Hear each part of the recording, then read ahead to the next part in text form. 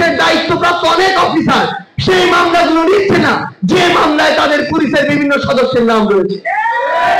আমরা এখনো দেখতে পাচ্ছি বাংলাদেশের এই মামলাগুলোতে বিভিন্ন জায়গায় পলিটিক্যাল নেগোসিয়েশন হচ্ছে। বিভিন্ন রাজনৈতিক দল ওই খুনি আওয়ামী লীগ, যুবলীগ, ছাত্রলীগের অনেককে টাকার বিনিময়ে, ম্যান পাওয়ারের বিনিময়ে বাঁচানোর জন্য তারা ব্যাক করে নেগোসিয়েশন করছে। আজকে আমরা এই পুরো বাংলাদেশের বিভিন্ন জায়গায় যে জিনিসটি দেখতে পাই সেটি হচ্ছে এই যে মামলা বাণিজ্য, সেই মামলা বাণিজ্যের সাথে যেমন রাজনৈতিক দলের বিভিন্ন নেতাকর্মী জড়িত রয়েছে, তেমনি প্রশাসনের গুরুত্বপূর্ণ ব্যক্তিগুলো জড়িত রয়েছে। কোনদিনও এই গণহত্যার জন্য পুরো বাংলাদেশ পুলিশ প্রতিষ্ঠানটিকে দায়ী করব না, কিন্তু যারা এই হত্যাকাণ্ডের সাথে সরাসরি জড়িত ছিল তাদেরকে আমরা বিন্দু মাত্র ছাড় দিব না।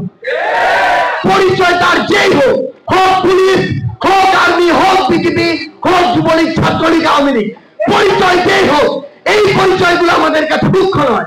তার বিরুদ্ধে যদি ভিডিও, তার বিরুদ্ধে যদি ছবি, সরাসরি ডকুমেন্টের পরিচয়গুলো থাকে, তার একমাত্র পরিচয় আমাদের কাছে সে একজন খুনি, সে একজন হত্যাকারী।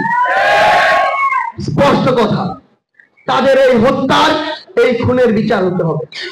সে একজন হত্যাকারী। স্পষ্ট কথা, তাদের এই হত্যার, এই খুনের বিচার হতে হবে। যে ওই 15ই আগস্ট 1975-এ শেখ মুজিবুর রহমান এবং তার পরিবারের হত্যার সাথে জড়িত যারা ছিল, তাদের বিচারের জন্য যদি শেখ মুজিবুর রহমানের ডেড বডি উত্তোলনের প্রয়োজন না হয়, তাহলে এই 24-এর অভ্যুত্থানে খুনি শেখ হাসিনা তার হুকুমে এই বাংলাদেশে যাদেরকে গণহত্যা ঘটিয়েছে, যাদের জীবন নিয়েছে, তাদের বিচারের জন্য কেন তাদের লাশ উত্তোলন করতে হবে? 2024-এর অভ্যুত্থানের সাথে যারা জড়িত ছিল, এই অভ্যুত্থানে যারা শহীদ হয়েছে, তাদের এই হত্যা মামলাগুলোর জন্য কারো লাশ উত্তোলন করা যাবে না।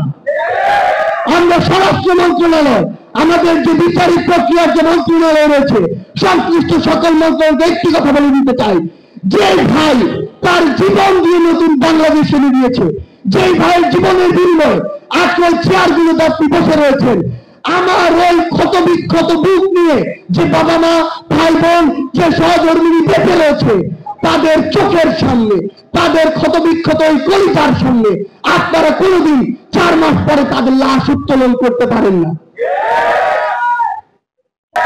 ওই শেখ মুজিবুর রহমান 1971-এর পরে এই বাংলাদেশের অস্তিত্ব, এই বাংলাদেশের যে সার্বভৌমত্ব, সেটি নষ্ট করে দিয়েছিল এই বাংলাদেশকে একটি দেশের কাছে ইজারা দিয়ে। এই বাংলাদেশের সংবিধান, একটি দেশের সংবিধান, তাদের ইচ্ছা মতো এই বাংলাদেশের সংবিধান করে, এই বাংলাদেশের সামগ্রিক কাঠামো তাদের ইচ্ছা মতো করে, এই বাংলাদেশে বিগত 16 বছরে খুনি হাসিনা নির্লজ্জের মতো এই বাংলাদেশকে উপস্থিত থেকে বলে সে নাকি ভারতকে যা দিয়েছে ভারত সারা জীবন মনে রাখবে। আমরা শুধু ভারতকে একটি জিনিস বলে দিতে চাই, আপনাদের সাথে আমাদের সম্পর্ক কি হবে সেটা আপনারা আপনাদের কাজের মাধ্যমে নির্ধারণ করবেন।